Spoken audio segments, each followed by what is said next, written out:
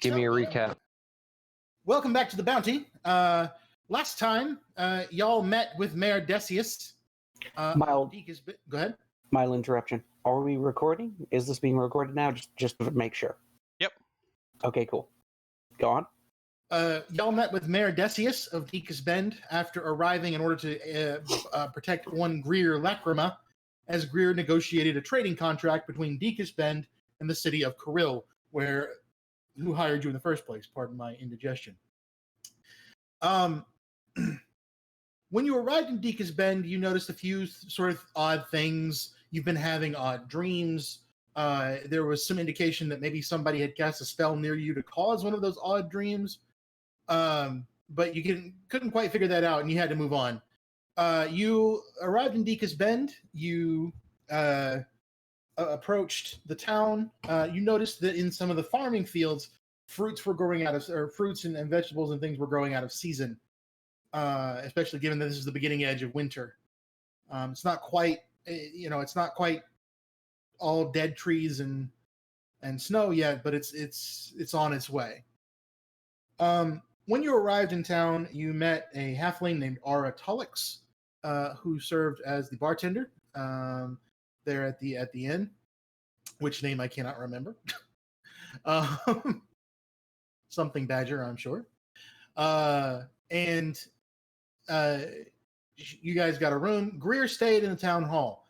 When y'all overnight, a couple things happened. Dorman had a very, very odd dream of a man crawling out of the well and approaching his window, or some kind of creature crawling out of the well and approaching his window. And then Apotham, who only slept for the first 4 hours of the evening, kind of in his trance. Apotham spotted Mayor Decius walking, or rather stumbling, back to his house, gripping his head and kind of mumbling to himself. So y'all spoke with Decius the next day at Greer's request regarding a job he wanted you guys to do. There was a creature committing some sort of unnatural killings in the woods, and he wanted y'all to go take care of it. Part of the reason Decus Bend wants to kick up this trading relationship with Kirill is because they need weapons. There's very little metal that grows in Decus Bend. Or there's very little metal, that's available to Decus Bend, and so they're hoping to establish a trade with Kirill for weapons and precious ores and things like that. You headed into the woods where you discovered a Nothic lingering in the ruins of a watchtower. The Nothic was kept shape-shifting between the Nothic and a half-elf woman who did not speak so much as she crouched in the back of the tower and waited to attack you.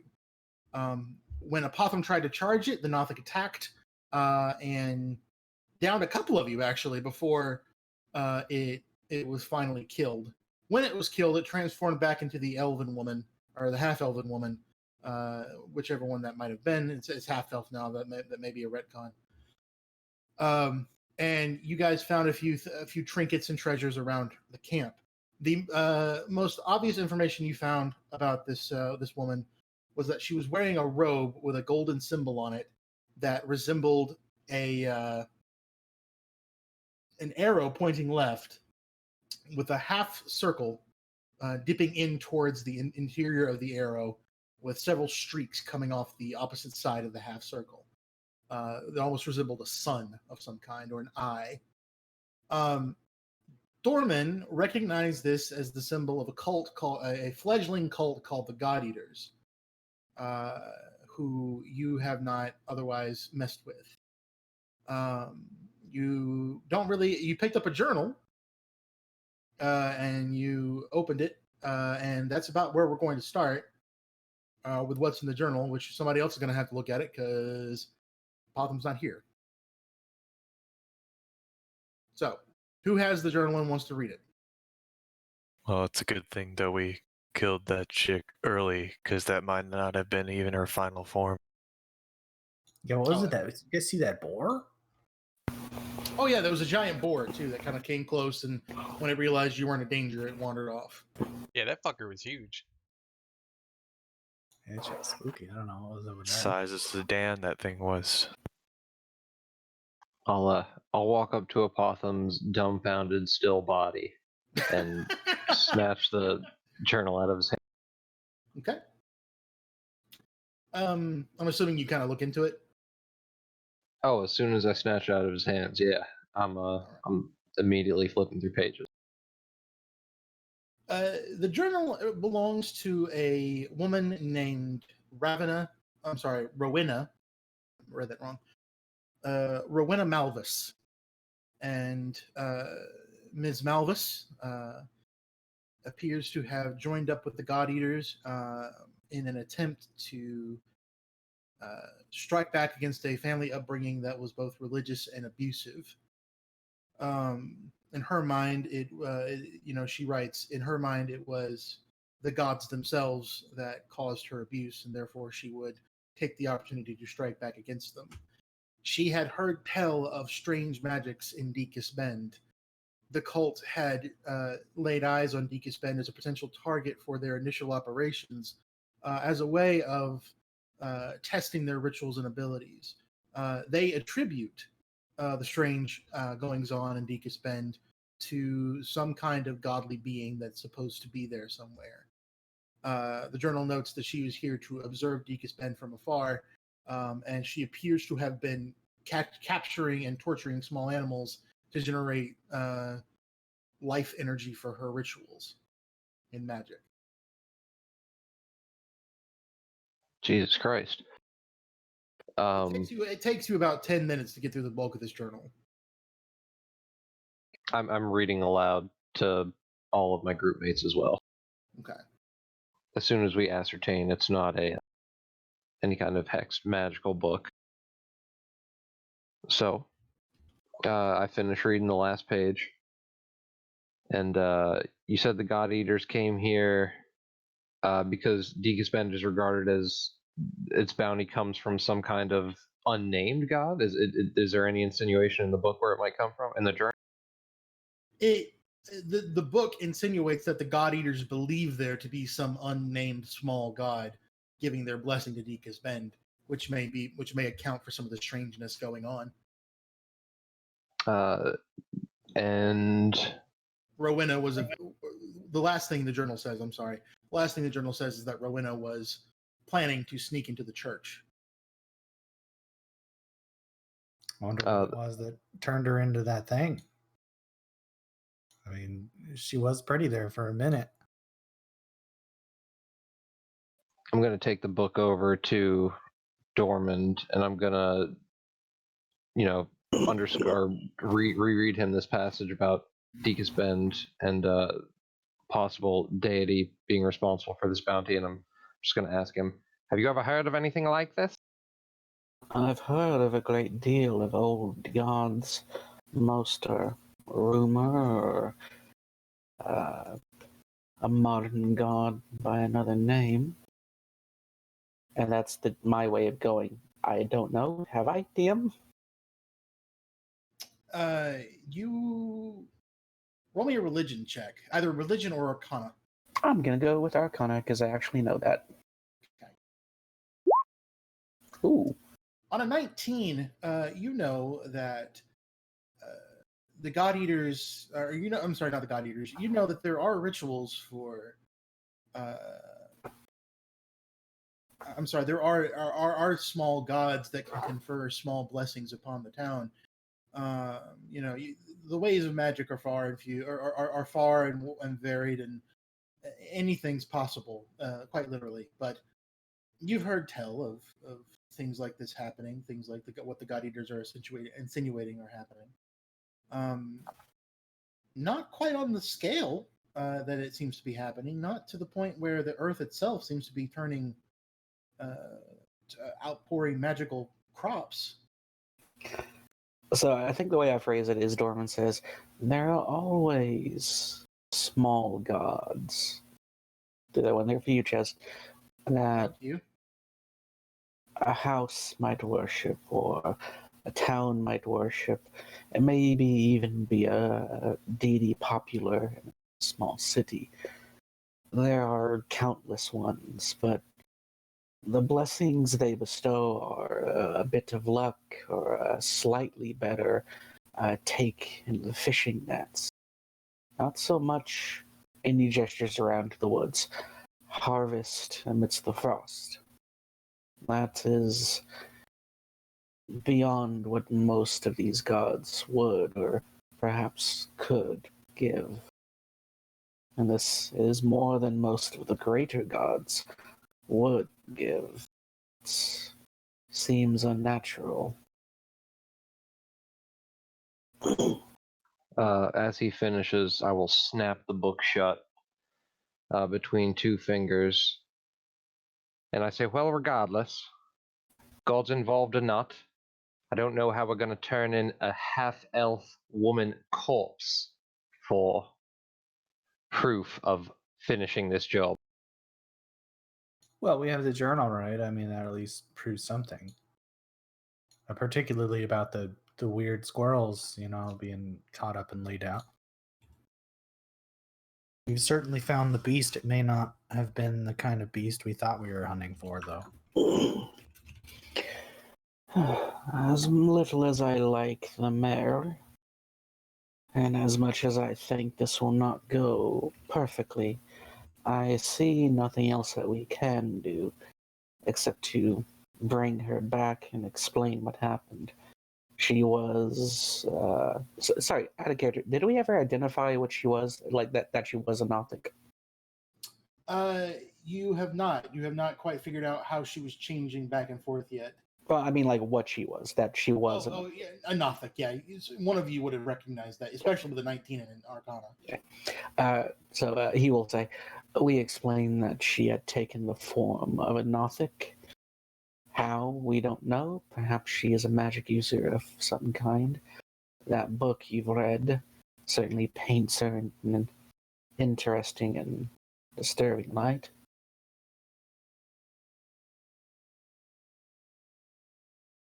Right? Well and good then. Somebody gather her up. We've already searched around this tower? Yeah, you guys have searched it pretty thoroughly. Okay. I'll scoop Somebody her up. gather her up then. What's the time of day, Ches? And how far out of town are we? You are about a half mile out of town into the woods.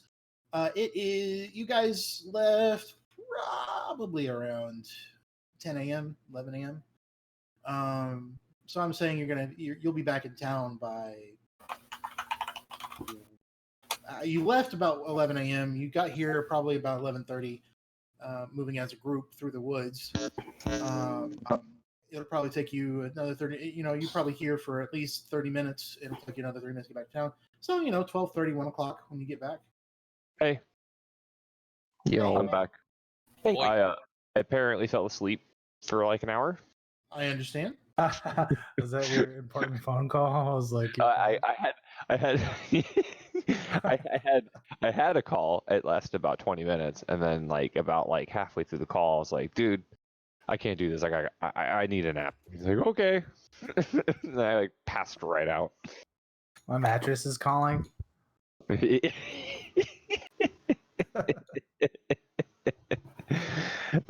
game are we playing again? Is it the Bounty? It is the bounty.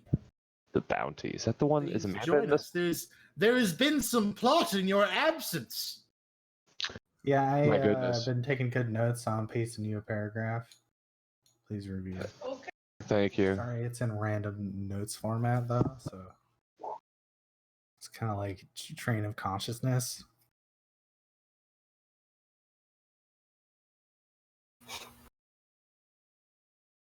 Cool.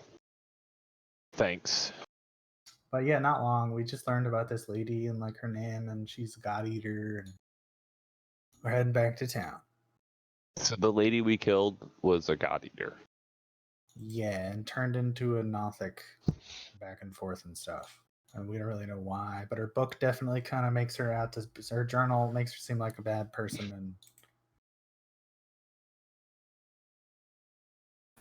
Okay. also, I'm super interested in the concept of like small gods versus big gods, and like my cat bard certainly wants to know how, how does a god get to be small or big? Are they born that way, or like is it a popularity contest, or like how does that work? Mm. Just Depends kind of on the like god. waxing philosophically about it.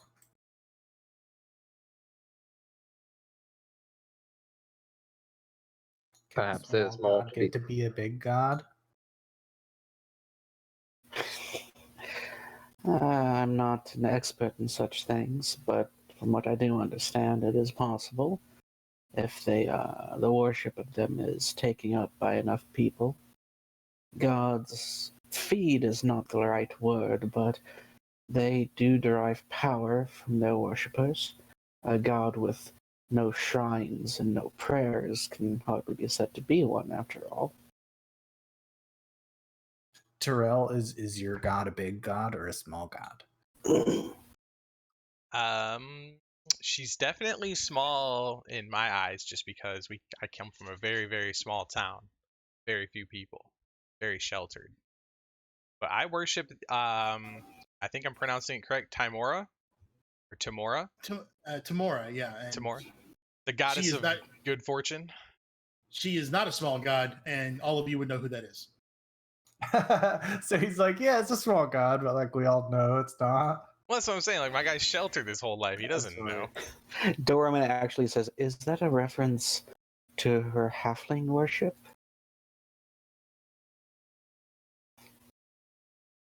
It sails over I every. shake my head.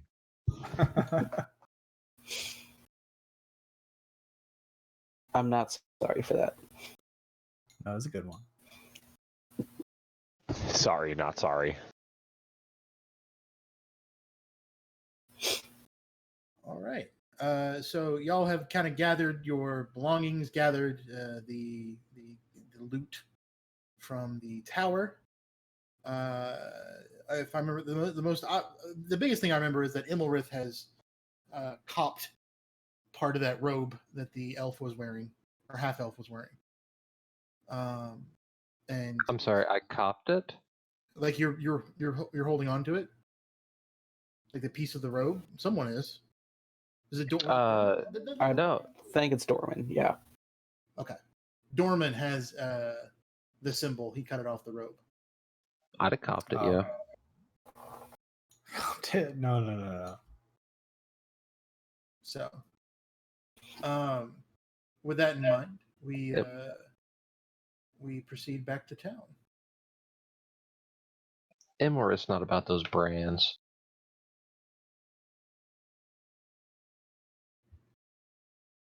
He don't cop them Jordans. Chaz, the inn was the Verdant Corner Tavern, is what he said, actually. So there's no badger for one. Damn it! It's the Verdant Badger. Fuck off. Or Badger's Corner. I don't know. You just got to put like a pet badger in there. So you arrive back in town. As you arrive, one of the guards, that dwarven woman, approaches you as you kind of head back into town, and she says, "Hello, you're coming back from the woods?" Yeah. We have a half elf woman's corpse We slayed the beast. thrown over Terrell's shoulder. It's at that point that she spots it, and she's, "What the hell? Yep, You there was killed the beast. somebody?" Oops. Please step aside. We have to get to the man. We're done with our task. You hang on. Your task was not to kill somebody. What did you do? Well, they attacked us, okay? Yes, Right, calm down, my acid at good me. lady. Do you see the wound in my side here? And I point at the -7 hit points on my body. You and there's actually did it claw you or did it hit you with its gaze attack? I think it was its gaze attack, right? I think it was like a gaze or some kind of corrosive. There's no obvious wound, but there is the scent of decay hovering around you. Oh, do you Can not I, smell me? Can I roll a persuasion Yes, to like calm her down? Like, hey, we didn't murder somebody. Sure. I'm clicking on the wrong sheet. That ain't gonna work. LMAO, that's funny. Oh my god, nat Oh one. no. What do you say to her that would merit the fact that you rolled a natural one? Well, I was attempting to explain that this is some evil creature that transforms into these crazy monsters, and he fucks it up really bad. So, in my mind, this is what happens. Terrell tries to explain it in this very schoolboy, like this very presentational way, right? And it comes out. You're telling the truth, but it comes off as though you're lying because you're just so sheltered and innocent that you don't know how that sounds. And she says, "I don't think you murdered somebody, and that's not." I'm just gonna continue walking and like pick up the pace a little bit. She looks like she's weighing her options. Like there's no other guards immediately nearby. There's just her. And she starts walking beside you. She's like, "You'll need it at town hall." I'd like to try and keep pace with her and say to her, "My good woman, please look at this. We found this on the corpse of the woman after we slew a monster." And I present the journal. I realize she's an elf, but that's no reason to. And she realizes who she's talking to, and she says, "Oh, never mind." Wow, my oh my. She takes the journal and kind of thumbs through it while she's walking, and says, "Oh dear. This is not good. Certainly not good. All right, fine. You still need to go to town hall and speak with Decius and Reagan. Come along, please." Yes, thank you. I will need that journal back. She hands it back to you almost gratefully to get it out of her hands. So you guys proceed through town. People are giving you kind of a wide berth because you're carrying a corpse. There's some hushed whispering amongst people as they watch you stroll by. You head down the path to the town hall and enter that spacious lobby with several tables across the floor. Decus is having what sounds like a fairly peaceable conversation with Greer when you enter. Reagan is standing nearby nursing his early afternoon drink. And when you enter, Greer kind of looks up and says, "Oh, what in the hell?" So Tyrell steps forward and kind of just like slams the corpse down. Is like, "Fear not, good sir. The creature is slain." Creature? That's a half elf. She was not a half elf when we slew her. She's a shapeshifter? Decius, by this point, has stood up and he is staring, and he says, "What have you done?" Taking care of the issue we were hired to. You expect me to believe so. You expect me to believe that this woman was... Still, I suppose it makes more sense than an animal. Listen, I didn't know what was out there. We found out what was out there. I present the Yes, journal. You did, and he takes it and looks at it. Who typically takes up the front of the party when you guys go places? Who's kind of out front? I know Terrell is. Is there anybody else that kind of steps out front or naturally gets closer to somebody when they talk? I think Dorman does. He tends to loom. Okay.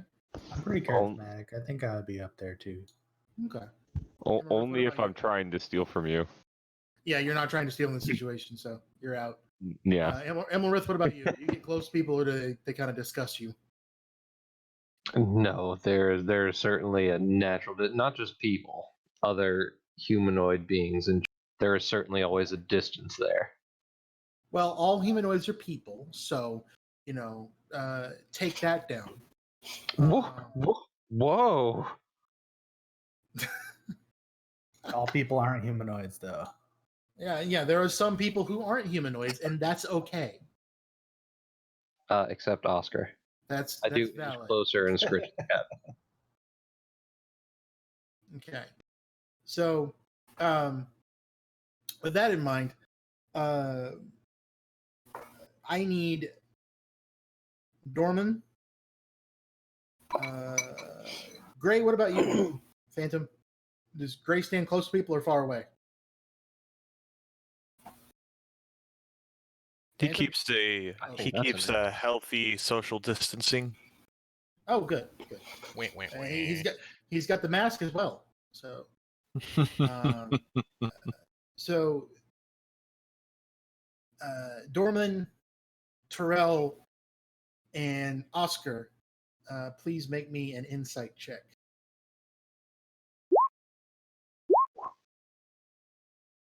Don't. Terrell, you are watching Decius's face as he's reading this journal. It doesn't take him long. He seems to be a fast reader. He's flipping through the pages quickly.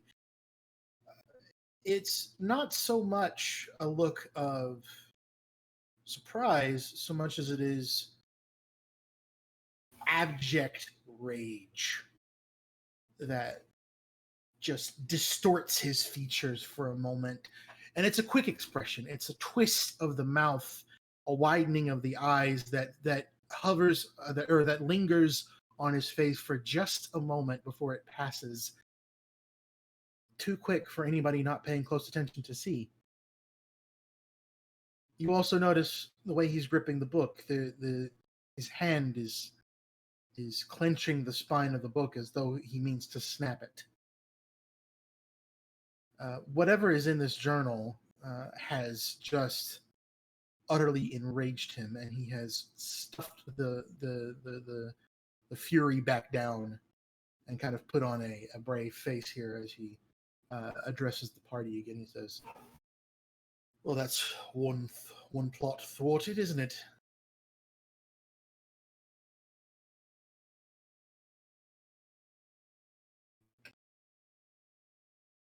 What That's fantastic. out there?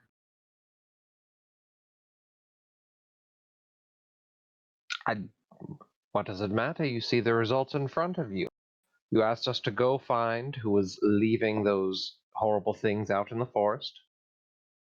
And we did. Here is your culprit. Now, can we move these negotiations along?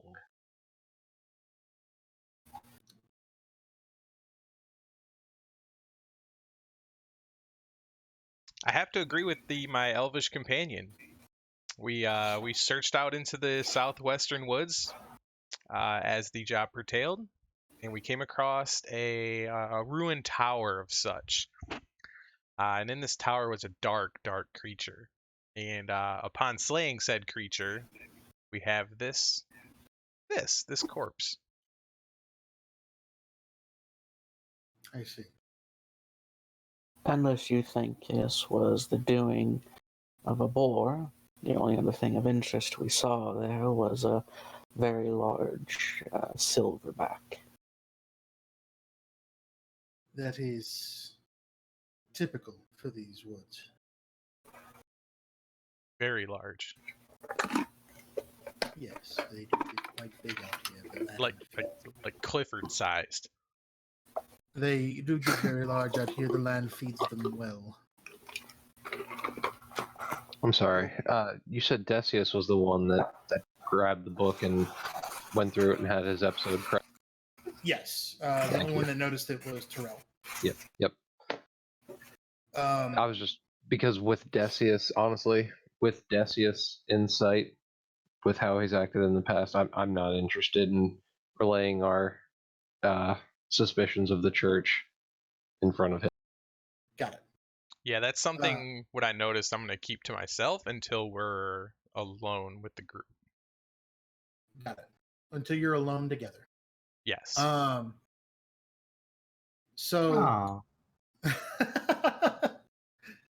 Oh, so Decius says, right, your payment, Reagan. And Reagan, who has been staring at the corpse, says, now, hang about for a moment here. What proof do we have that this lot didn't kill some random elf and drag her back? Beyond, we gave them the book, right? Yes. Well, beyond the existence of the book, unless you think we've somehow written an entire diary in the 2 hours, 3 hours that we are gone. Beyond that, I imagine that if you had someone you trusted study this woman, you would find traces of arcane energies upon her. Such things do leave their mark for a while after they have been dispelled. Imolrith throws his hands up in the air and kind of turns around in a huff and paces in a circle and says, send a brigade of guards out there if you don't believe us. There's a tower in the woods. There was a fight. You can find it, and I assure you you'll have no more problems. Our payment, the negotiations. Roll me a either persuasion or intimidation check, whichever you prefer. Can I assist him with the intimidation check? Sure. I think Dorman does this by staring down this person with that blank, empty expression on the owl face of his mask, and quietly asks, I do hope you're not accusing every one of us of being a liar. Okay. Imolrith, go ahead and roll with advantage. Thank you. Well, that would work. Yeah, Yeah, scare him, Al, man. uh,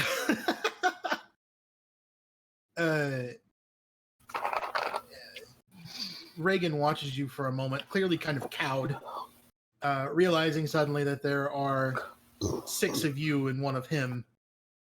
He backs down and says, right, I suppose you make a point. We can check it if we need to. Yes. Decius says, will that be all, Reagan? Reagan looks at him and says, yeah, that's it. I'm fine. Good. Your payment. And Reagan heads past Decius into a small room in the back of the town hall and reemerges with several bags of gold. It apparently takes him a little bit to count out the gold. It takes him nearly 5-6 minutes to get back out there, but he does with, he says, 25 gold pieces for each of you. That was Thank you. 25 each. That was out of character. Sorry. Yes, 25 each. yeah, I want to Thank like you. bite him to be sure. You want to bite him or bite them? Nice, yeah. He's not made of gold. There? Yeah, no, I want to know the coins. Okay. No, I'm No, not the biting coins him. the coins are gold. Okay. They are minted with a strange face on them. It's not the sort of standard crown or signet that you typically find on a coin. Instead, it is the same holy symbol that you see on Decius's robe, on everybody's robe, really, and that you might have seen on Renzo in the tavern, that dwarf that got all furious with you. The symbol looks like this. I'm going to draw it on the map.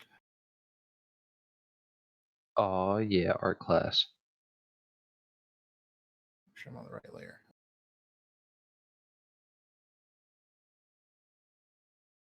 It's one circle surrounded by a larger circle,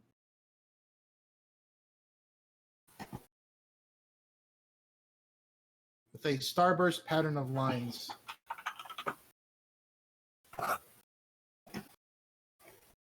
You ever realize too late that that resembles an aspect of anatomy? I didn't realize it did until you said it. So Yeah. thank you. So, anyway. All the time.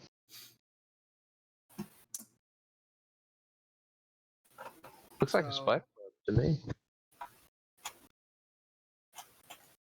I need to redesign that. It looks like a butt, or it looked like a butt. Didn't realize that until I made it. I guess a lot. How many lines are in the starburst? Just commit to it, Ches, and Yeah. just No, use butt no, for I'm everything. going to commit to it. Overanalyzing the butt. I'm going to commit to it. For How once many in my lines? life, I'm going to commit to a decision. Don't stare directly at the hole. How many lines are in it? Don't. There are They're 5 balls. lines in the circle, which actually go up and down through the middle circle. That's what's going on. Oh, fuck. The symbol shifts before your eyes. Something like Okay. that. It's like an eyeball with a jail cell on the iris. Yeah, there you go.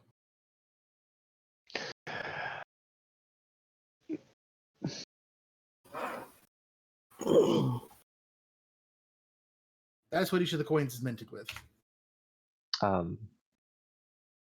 It's pretty. Do I recognize this very small, odd religion? Or the symbol of it? You do not. Well, no. Tell a lie. Roll me a religion check. Fuck. Yeah, I'm good at religion. I'm sorry. It's a chess game. Not that I stacked that purposely. What does that mean? I'm not I obsessed. like I'm not obsessed with gods and using them as plot devices in my games. I don't know what you're fucking talking about. I didn't stack it because it was a chess game. I stacked it for the character, but it's beneficial in a chess game. It is beneficial in a chess game, and having gamed the system successfully, you realize you've seen this coin in towns around Decus Bend, particularly Illyria, which is to the south, and Kirill, which is to the east, which is where you came from. You know this to be. You've heard rumors of a small god, to which Decus Bend is dedicated, called Opilia. And We you know heard this about to her, be- yeah. You gather this to be her holy symbol.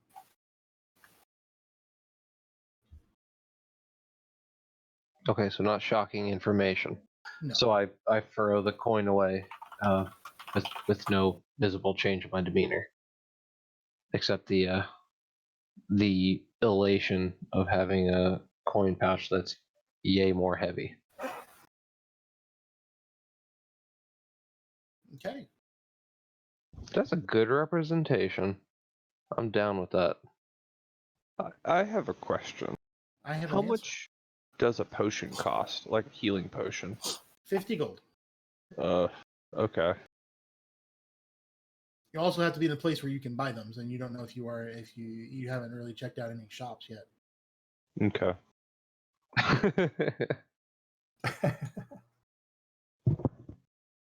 This isn't Bear's Pathfinder game where you can just randomly go buy magic items. Apothum. Awesome. I'm sorry. Can we I'm not retcon duelist symbol? That symbol is awesome. What's that? I So- popped something into crits and giggles. It's kind of got a Blair Witch vibe going on. You mean I can't have ogre gloves of strength or something? Man, Hey, whatever Duelist just drew, that's canon. yeah, that's fucking awesome. That's canon. Hell yes. All right. I've been thoroughly enjoying doing shitty MS paints recently. So with that in mind, you have your payment, and Decius says, now we have negotiations to finish. You may have the rest of the day to yourselves. I'm sorry, You may have the rest of the day to yourselves. One day I'll be Matt Mercer. I'll have my voices down. Then I'll take the rest of the day to study. Thank you. You guys got any fun in this town, or is it all farming and praying? The work is, the work is its own reward. Ah, got it. No fun at all then. There is the tavern. That is all the fun we need. Gonna like back away awkwardly. I got it. Plenty of sin to be had in the tavern. Yeah, I got it. Yeah, I know. Go and drink your witch's brew. Yeah, I know where you're taking this, bro. I know. I'll see you later. How much longer can I stretch that joke? Right there. Okay. So what do you guys do next? They've kind of dismissed you. I walk straight up to the door and I throw it open and I start to kind of like wave my hand and try and usher my party through. Like, come on, let's get out of here. All right, yeah, let's go. Are we going back to the tavern for a drink? Yeah. Yeah, that's where our rooms are. We're gonna have to go pay for re-ups on our lodging. And actually, on the way, if all the party follows us and we're on the way back to the tavern, I'd like to mutter in hushed tones about this chapel. Obviously, something very strange is going on in this town. We still don't have an explanation about why that woman was shape-shifted. And we're forbid from going to the chapel? Forbid me, Decius. Forbid me. Let's go plot our incursion for odd. Where are y'all having this conversation? In hushed tones as we travel from the town hall back to the tower. Okay.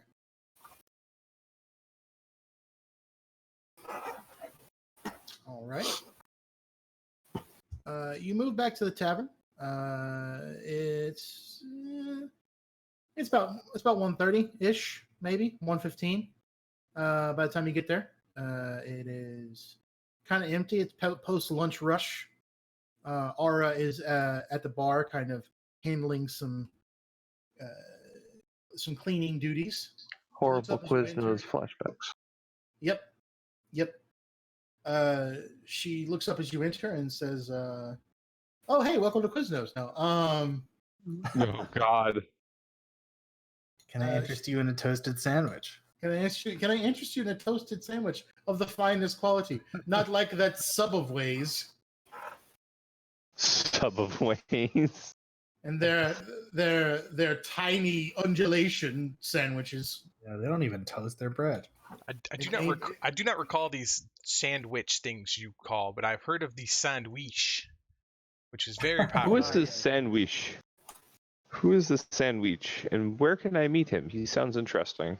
Ah, the great sandwich. The tales came from a distant land far, far away. There was a great cleric warrior in a land far, far away by the name of Sigbert, who told us of the great sandwich. Sandwich? She sounds scary. Sandwich.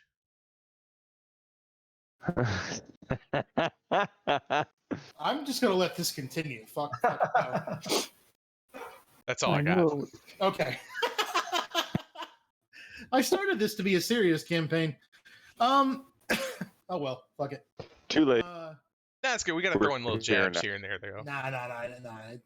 I'm kidding. This has gone really well so far. So, you are at the tavern. Aura has kind of looks up and says, "Oh, what can I get you? You guys all right? Are you still carrying the elf, by the way? Or did you leave it in the town hall?" Oh, I left it in the town hall. Yeah, I'm pretty sure we left. Okay. Yeah, I threw it down when we came in. Okay. All right. Yeah, so as soon as we enter, I'm going to sit down in that same corner stool I was in when that psycho assaulted me last. And I'm immediately going to throw open my spell book and just start reading through it in preparation for whatever we're about to do. I'm going to slap my my other hand on the table. I'm going to say, I'll take one of your finest sandwiches. Boar, red onion, and cilantro, if you please.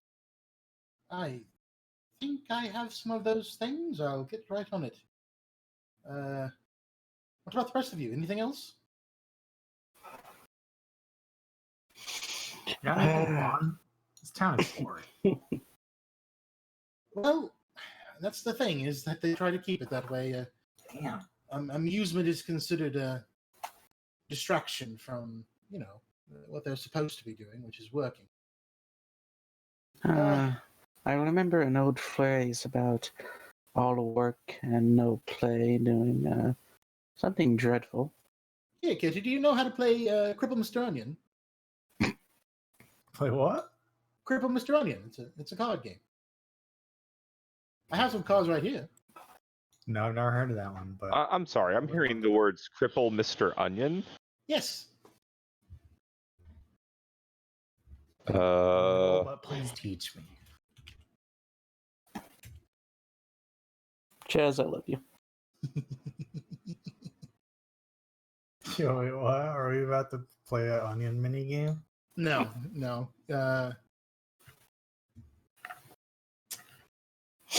We're gonna roll. She says, "All right. If you're going to play Cripple Mr. Onion, you got to put down a little bit of an ante on it. So, let's say 5 silver pieces." Of course. She shuffles the deck, and rather than if I'd prepared a card game, we could play a card game, but instead we're going to do a 2d6 off. Now, you're a bard. What's your dexterity score? 16 plus 3.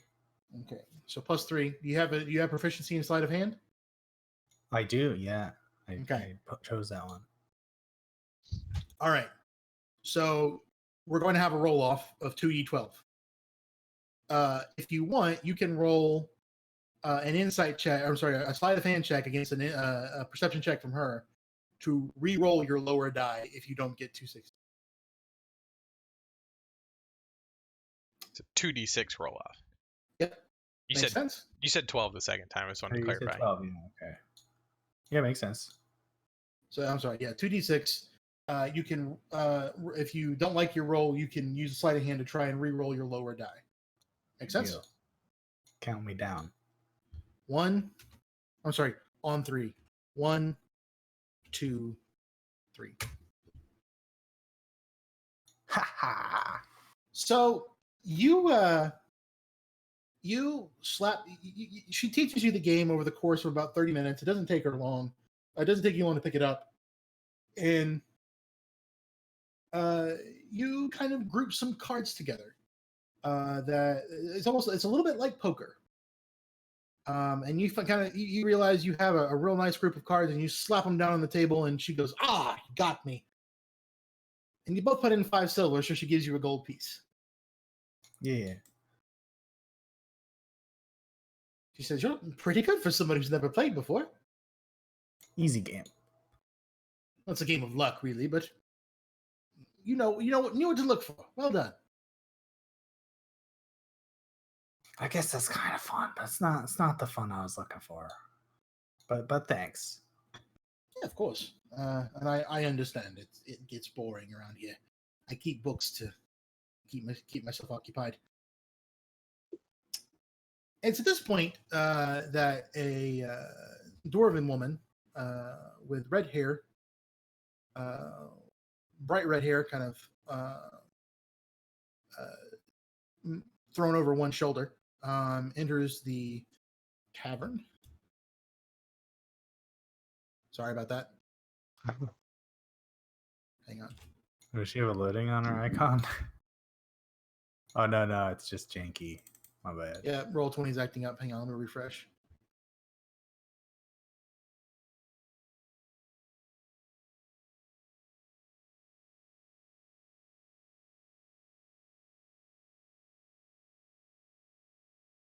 Yeah. So she walks in, and she walks in about the end of your game of Cripple Mr. Onion, and she spots you guys playing, and she walks over and says, "Oi, what you doing? Looks like you're playing Mr. Onion, is that right?" Yep, just dribbling some onions. Tricks to aim for the kneecaps. She laughs at that and she says, "Oh, got a funny one here. You look like outsiders." Oh yeah, you could call us that. Most interesting thing to happen to this town in quite a while, I'll tell you that. Well, since the Paladins, anyway. Paladins. Yeah, What? we got one of those. Oh, there was some holy men here a few weeks ago, really, 3-4 weeks. Came from Carilla, I was told. Hadn't seen them since. Guess they left. Interesting. Kirill, you say? Yes, the Archons of Light, they called themselves. Rather hearty, I thought. Well, sadly enough, I'm not part of that group. No.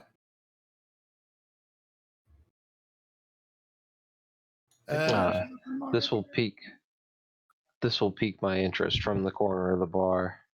I'll snap my book shut between two fingers. That's going to be a signature thing. Stand up from my stool after taking a couple bites out of my delicious sandwich Yep. and saunter up to her. Paladin. It also had zesty sauce and mozzarella. Damn it, you're making me hungry. It's actually a legendary recipe. Through eons, you've heard the same thing echoed from the ages. Some people have called it in the past the Brian Special. And it actually imbues like a +2 to every roll for 24 hours. Oh, you mean a heroic feast? Yeah, you get the heroic feast. You're immune to fear. You get a bonus temp points, hit points, and you're well fed for 12 hours. You know, in years past, it's been called a heroic feast. Exactly. It is a heroic feast. It's a great sandwich. So I pasted in the chat in the opening text block. We heard about these archons. Yeah, I actually just re-listened to that. Yeah. So that's why I'm very, very interested, and I'm going to saunter up to her, and I'm going to ask, men from Krill, you say? Yes. I gotta get her voice right. Hang on. Yes. Men from Kirill. Men from Kirill. Men from Kirill. Men from Kirill. Yes. You don't know where they are now. How long have they been gone? A week? Nobody knows what happened to them. 2-3 weeks. We just assumed they left. I mean, of course they left. What happened to them? Can you tell me what were they doing in town when they got here? Proselytizing. And where did they proselytize? Well, they started here, and then they went to town hall, and then they came back here and had a room. I'm told. I didn't follow them around. They rather got on my nerves. I'm sorry. Who are you again? I'm just an inquirer. And I kind of saunter back over to my stool and sit back down and throw open my spell book. He's a great guy. Right. Well, I'm Maggie. Nice to meet you. Oh yeah, nice to meet you, Maggie. You from town? Well, no, I've got family here. I'm taking care of my grandmother on the other side of the river. How nice of you. No, she's old. She mainly takes care of herself, but it's a place to stay and yeah. Anyway, I was just stopping by for a sandwich from Aura here. Aura smiles at Maggie, and Oscar, you're kind of closest to her. I want you to roll an insight check. All right. Sorry, my character sheet's closed. You're fine. Oof. Well. There is a blush on Aura's cheeks, like a bright blush. And she's just kind of smiling at Maggie. Oh. I'm gonna make the noise, but I'm not gonna point it out.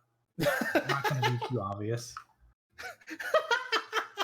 This cat just sitting at the bar and it goes, oh. Oh my god.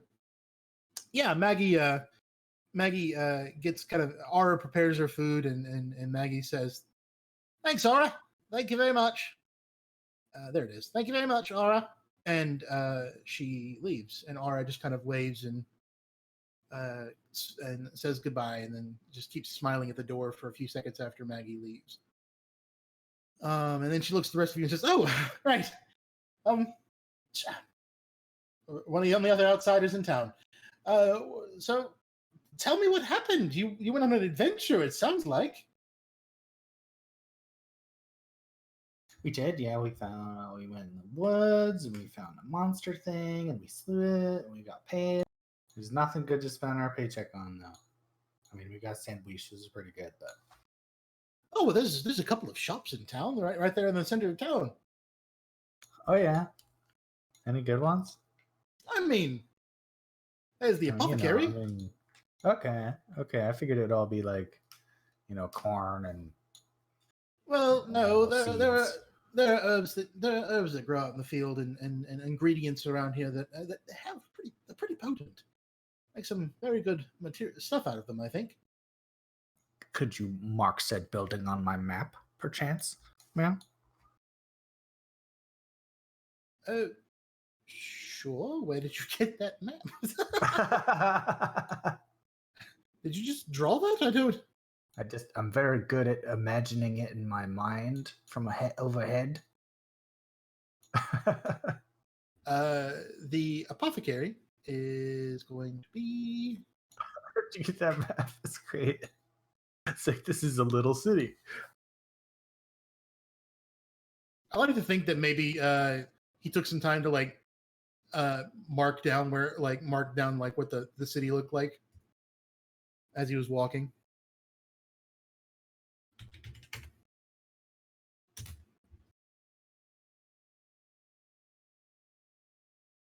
And she marks the apothecary on your map. Yeah, I'm kind of depending on Oscar to be like the to document everything here in Imorith's great adventure. Write you a cool song. I'm not very good at writing in papers and stuff. It's not very organized. He has a hard time with the thumbs. Yep. Yeah, the flute, I could cover all the holes, but a pen, I just never could figure it out. How does a cat hold a flute without thumbs? It's easy. It's enough practice. Tabaxi do have thumbs. Like they're not just cats that can talk. Okay, just making sure. Although I'm appreciating like the halfling Tabaxi hybrid that Bear is playing. That's very short and acts like a full-on cat. And so I think this is a wonderful characterization of a Tabaxi.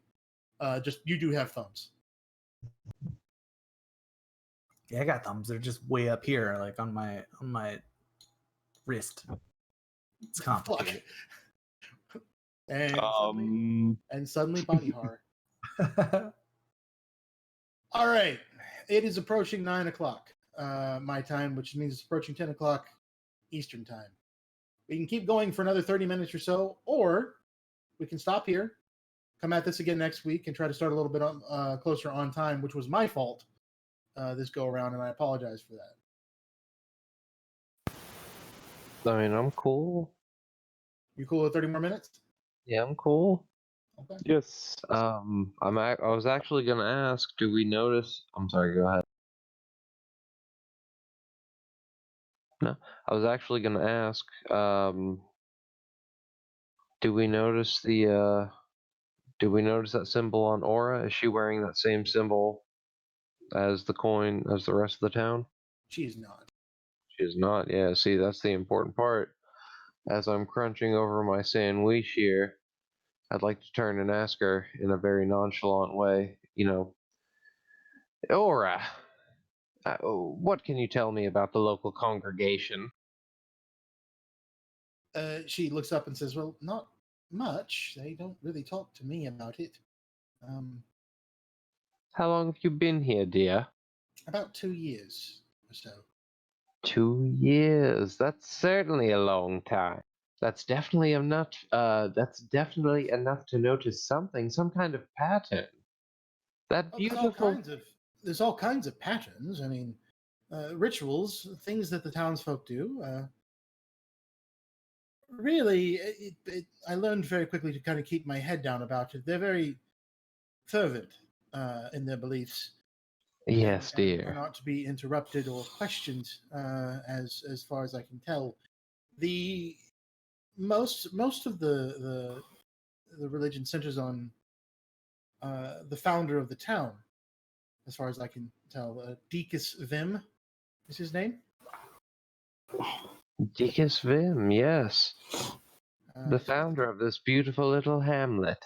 yes, yes. The legend goes that he uh, was the first one to meet the goddess Ophelia, and uh, from there turned this little trading post into a full-on town, a place where people could come and receive. I believe what the common refrain is: "Come and receive the bounty." He did it. That's Said the thing. Title drop. Said the thing. Subversion. I thought this was going to be about collecting some kind of actual bounty. Mind blown. And that's honest. But that's beautiful, dear. That's wonderful. What a wonderful story. I was really more interested in that beautiful church. I'd imagine the townspeople like to congregate there at certain times of the day. And other times it would only be manned by whatever monastic order occupies, whatever volunteers happen to serve there. There's the townsfolk in general attend services at noon and 6 p.m. The there's some dedicated priests who live there in the church. They don't really come out much. When there's no services going on, they and a few, well, not a few, a couple of town guards for their protection are about the only ones in the church at that time. She's looking kind of worried because there's no one else really in the bar right now, but she keeps looking at the door. What's wrong? I say inquisitively. It's just that they don't like talking about it to outsiders, and I've heard some things. I've overheard some things. They've chatted about it, and I get the basics, but I don't necessarily want them to know that. I don't necessarily want them to think I'm nosing in. Hmm. It's bad for business. I can understand that. It could be bad for my health. Hmm. They are very serious. No, dear, none of us here are nosing in. We're just Don't worry, talking. we won't tell them where we heard the information. I'm not going to pry her anymore this evening, actually.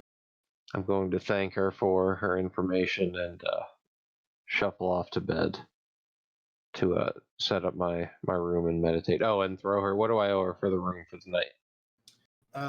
It's 1 silver per person. I give her a gold coin and say, "Let me cover my friends." She nods, takes it, and gives you 4 silver back.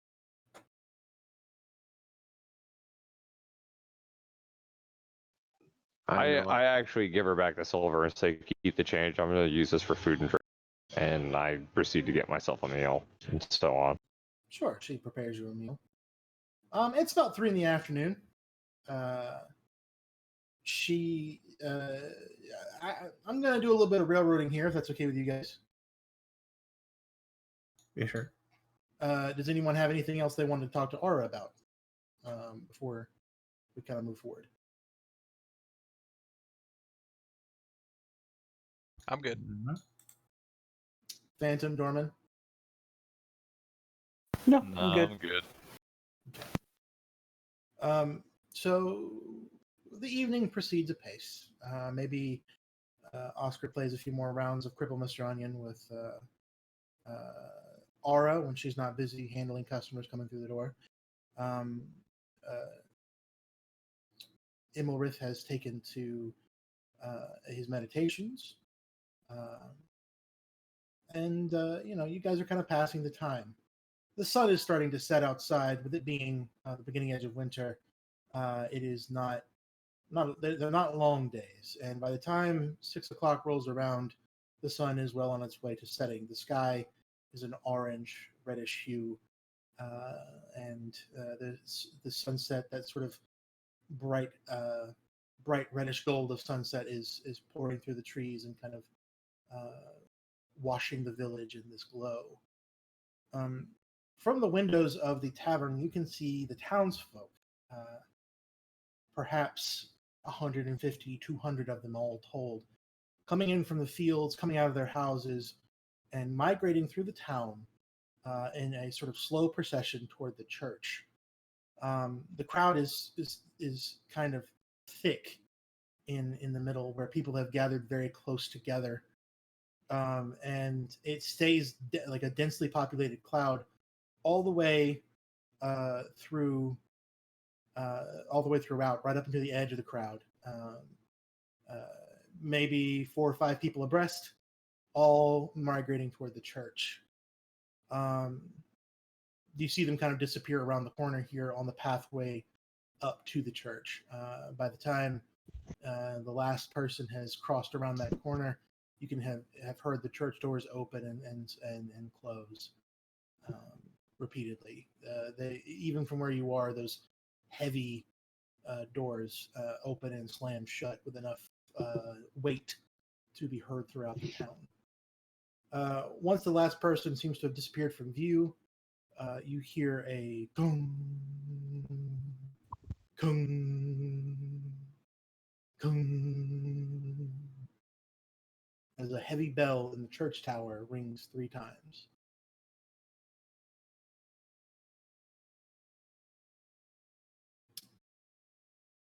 Ara looks up and says, I'm sorry, Maggie's not there anymore. Ara looks up and says, "Oh, that bell creeps me out, I tell you." Who's downstairs with her? I know Oscar probably is. Who's downstairs with her at this point? I am. Okay, Potham. I think Dorman's still down there as well. Okay. Yeah, I'm kind of just hanging out still. It's too early to go to bed. It's too early to go up to bed. You've kind of maybe you continue yourself talking to Ara, talking to your party, learning more about the world. Yeah. There you are. You guys all kind of seated in the tavern when Greer appears in the doorway. He looks kind of sweaty, is the word.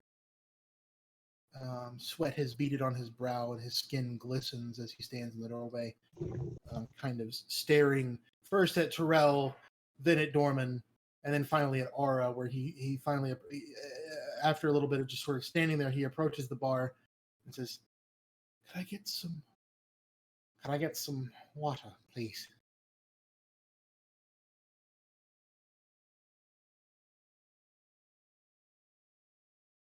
I'm gonna. Aura, Oh, go ahead. I was like, I'm gonna walk up to Greer and give him that old schoolboy hard pat on the shoulder. Aye, laddie, how's it going? Ah, Don't touch me, please. I need water or something to drink, please, Miss Tollux.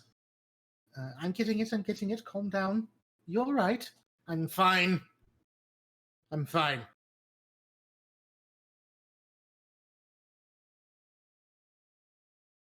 People in the Aura outside world are weird. I'm just gonna walk away. Aura prepares a glass of water for Greer, who drinks it greedily and says, "More, please. More. More water, please."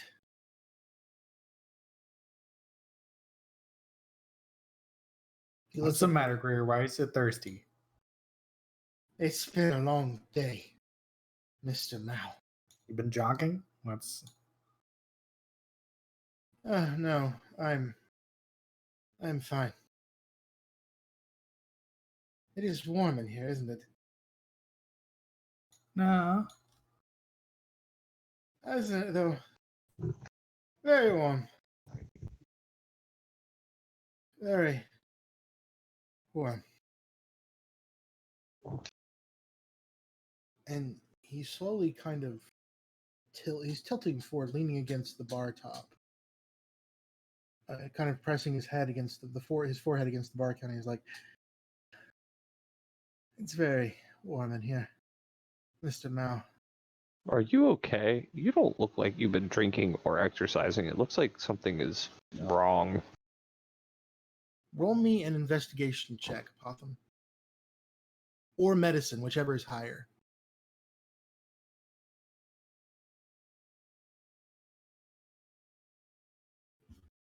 He looks gaunt.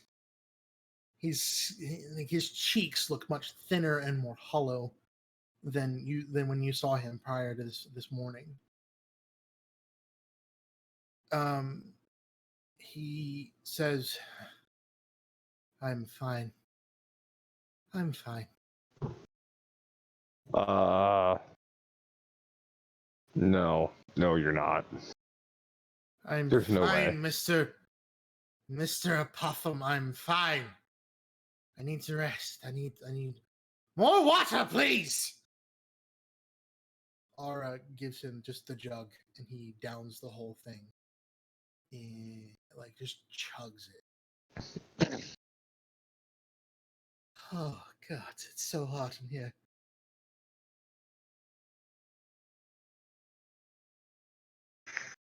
And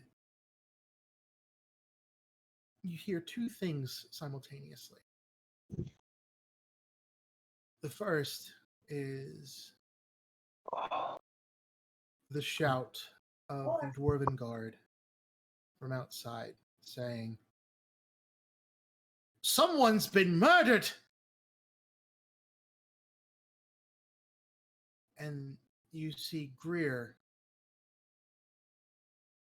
You hear a cracking noise, this awful cracking noise, as Greer's head snaps to one side and then continues turning all the way until his head is upside down on his neck. Oh, that's not fucking horrifying or anything. Just a Ugh. just a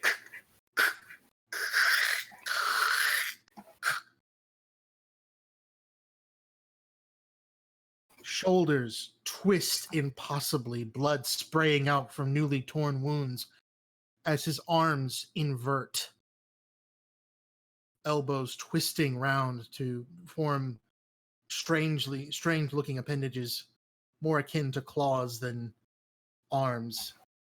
His body begins to swell beneath his clothing, cloth ripping I draw my weapon.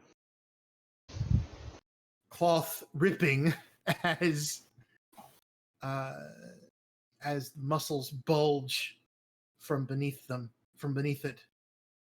I take 2 steps forward and ready my weapon to stab him. A long tongue sort of flops out of Greer's open mouth. And you hear a And we'll stop. We'll stop there? Is that what you said?